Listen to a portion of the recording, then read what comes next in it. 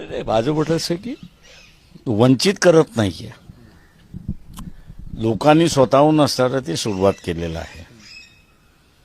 आणि तेही 26 जानेवारीच्या दिवशी ज्यावेळेस बाबासाहेबांनी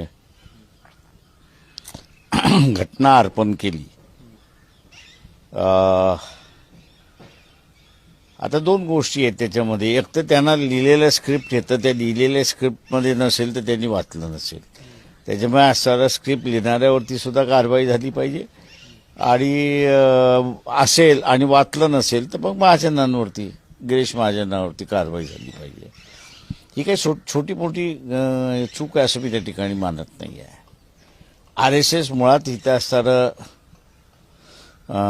तोंड देखलेपणा आम्ही बाबासाहेबांना मानतो, पण त्यांच्या विचाराच्या विरोधातला आहे. म्हणजे हिंदू कोड बिल ज्या महिलेने हे केलेलं आहे